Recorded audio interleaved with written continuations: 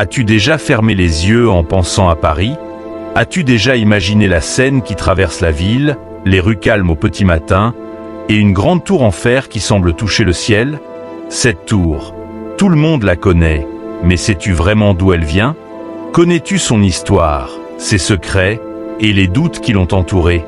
Aujourd'hui, je vais te raconter l'histoire de la Tour Eiffel, une histoire étonnante, simple à comprendre, et parfaite pour apprendre le français tout en découvrant un monument célèbre. Paris avant la Tour Eiffel. Avant la construction de la Tour Eiffel, Paris était déjà une ville admirée dans le monde entier. Était-elle une ville d'art? Oui. Était-elle une ville de culture et d'histoire? Bien sûr. Mais à cette époque, pouvait-on imaginer qu'une immense tour en fer allait devenir le symbole de la France? Personne ne pensait qu'un tel monument allait changer le visage de Paris pour toujours. Une grande fête en France.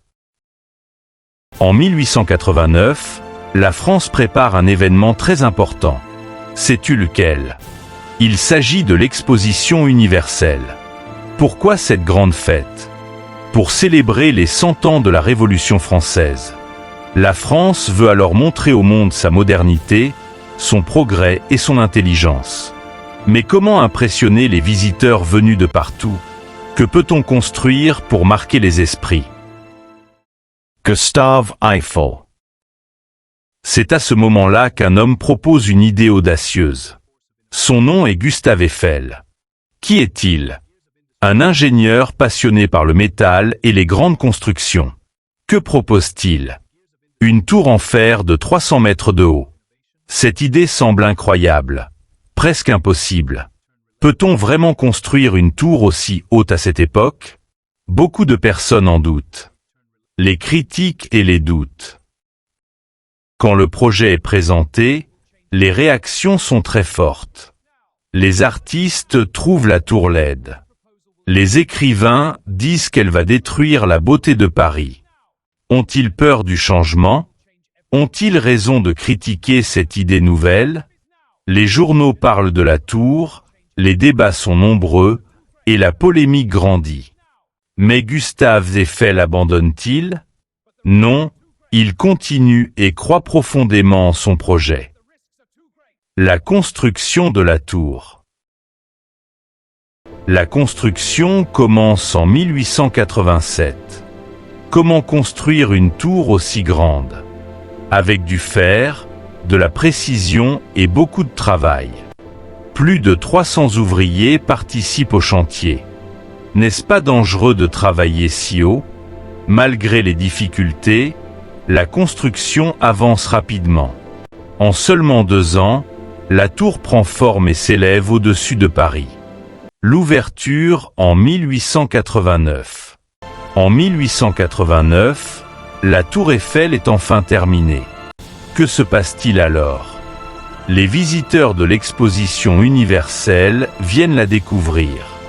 Peut-on imaginer leur surprise? Ils montent dans la tour, regardent la ville depuis le ciel et restent impressionnés.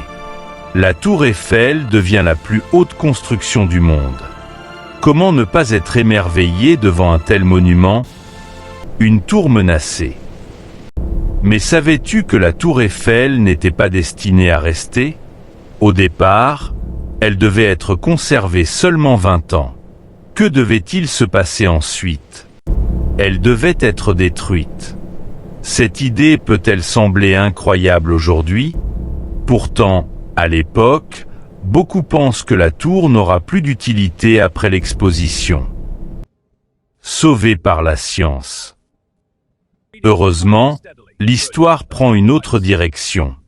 La Tour Eiffel devient très utile pour la science et les communications. Pourquoi? Parce qu'elle permet l'installation d'antennes radio. Grâce à ces nouvelles fonctions, peut-on encore détruire la tour? Non. Son utilité la sauve, et elle reste définitivement à Paris. La Tour Eiffel aujourd'hui. Aujourd'hui, la Tour Eiffel est connue dans le monde entier. Que représente-t-elle? Elle est le symbole de Paris et de la France. Chaque année, Des millions de visiteurs viennent l'admirer. Pourquoi fascine-t-elle encore autant?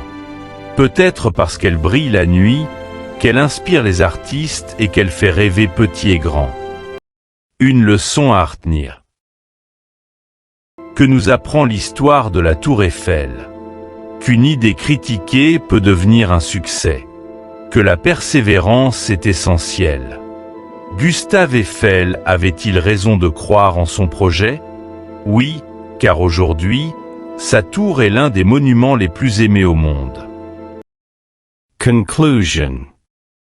Maintenant que tu connais l'histoire de la Tour Eiffel, te sens-tu plus proche de la culture française?